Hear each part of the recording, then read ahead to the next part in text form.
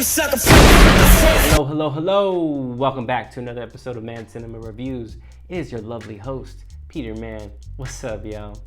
This year, I had the fortunate opportunity to enjoy the slated theatrical releases thus far in the confines of my home with the help of streaming services such as HBO Max, Hulu, Amazon Prime, as well as what Netflix has to offer. For those that know me well, before this pandemic hit, I was an avid moviegoer, but I quickly had to adapt, if not for the safety of myself, but for the safety of my family as well.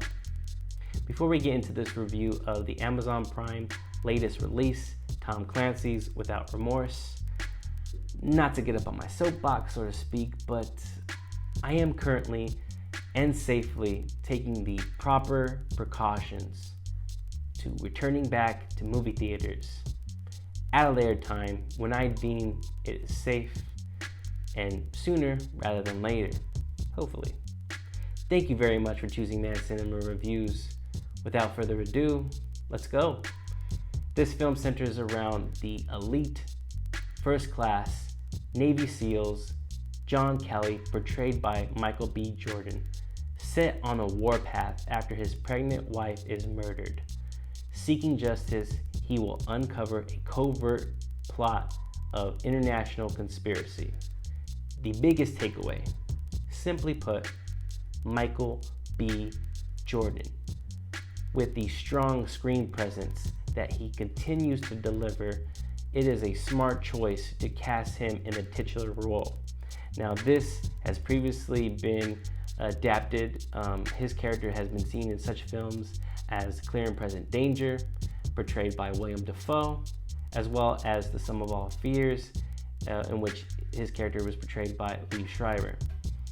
Now, I'm not familiar with the source material, but I do know this, that it is simultaneously in the Ryanverse that is Jack Ryan in the TV series played by John Krasinski.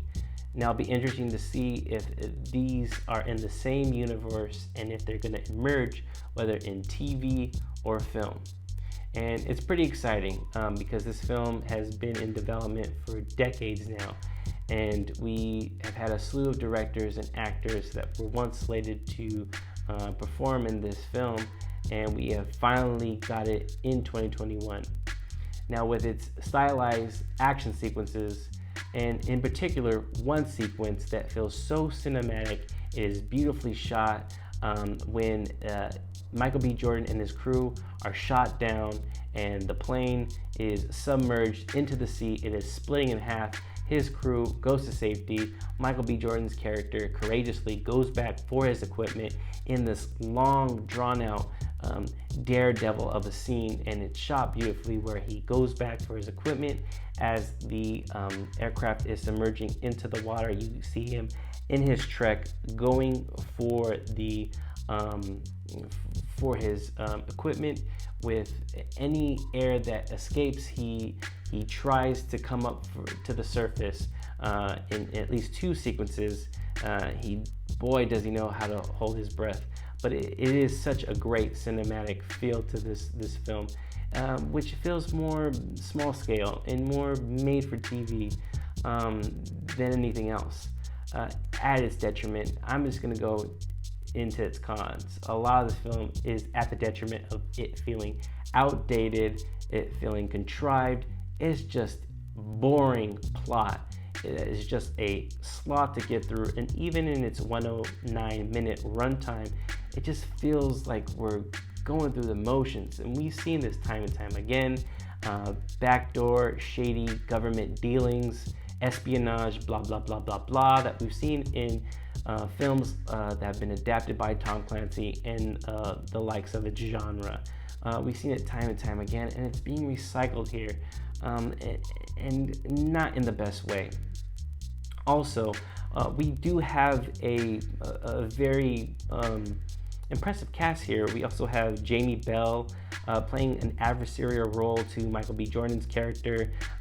He's kind of like a red herring, but it just feels too forced. And as much as I like Jodie Turner-Smith in Queen and Slim, I really think that her character is either poorly written or it's just very wooden, just kind of phoning it in. And as far as Guy Pearce's casting, I love Guy Pearce, especially his earlier work, but as of late, when you see Guy Pearce in a film, there's a telltale sign that we're in, shaky waters here. Without the sequence that I went into in depth and the limited, very under criminally used Lauren London is in this film. It's not her fault, but just for plot reasons, very limited screen time, but the limited scenes that you get between her and Michael B. Jordan, their chemistry, very convincing. I would love to see a couple more scenes with them. There's a dream sequence that is perfect as is. For these two scenes that I speak of, that's the only thing that I could recommend of this film. Like I said, very outdated, very contrived, and we can just see why this film has been in development hell. I know that Michael B. Jordan is going to be returning to 2 subsequent films, with its sequel, Rainbow Six, being set up.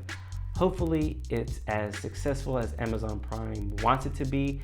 It doesn't have a theatrical release, so it's kind of hard to track its success, but for those that are in on the inner workings of what's going on with this series currently, it is up to the good word of mouth, and hopefully there is with its core audience.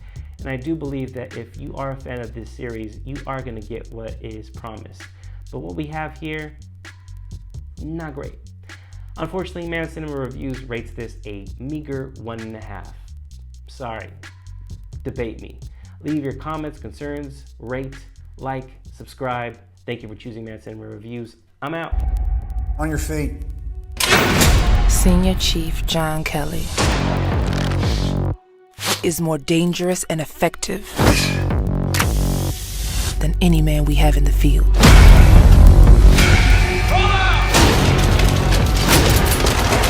The only thing he has more than kills are medals.